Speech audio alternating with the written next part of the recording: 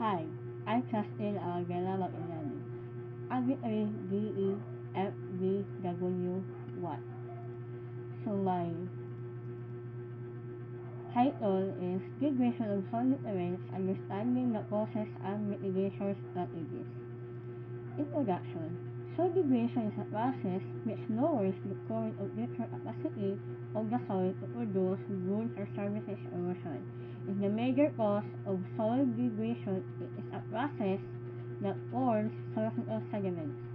Soil degradation is a growing concern that threatens land fertility, productivity, and the world's food supply.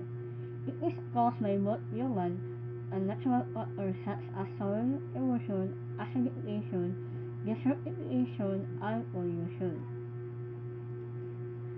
To protect the soil, it is crucial to understand its context, causes,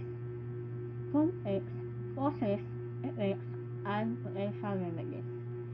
Innovative technologies like remote sensing and precision agricultural technologies can help monitor soil, soil health, conduct targeted interventions, and promote sustainable land management practices. Soil degradation can be caused by biological, chemical, ecological, and physical factors.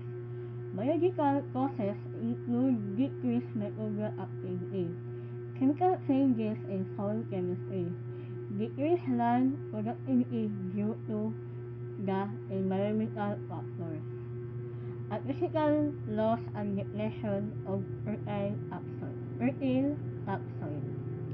From actions to reduce soil degradation can improve land quality and productivity, protecting this valuable resource for the future. My objective is to increase the quality and quantity of crop yields over the long term. Number 2, to maintain or to improve soil fertility.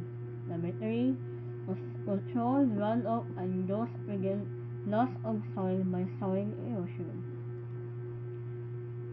My materials and methods is mulching is the process of covering plants with a protective barrier such as wood, twigs, leaves, rice straw, bark, stalks, or black plastics.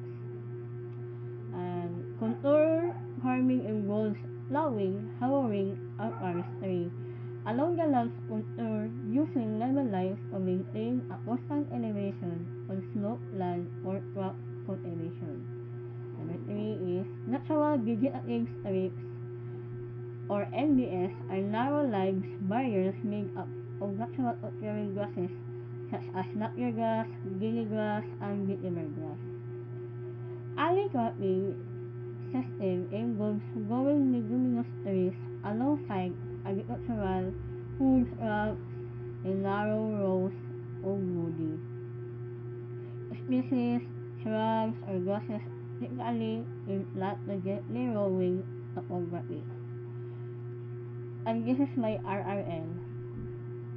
That's it. Thank you.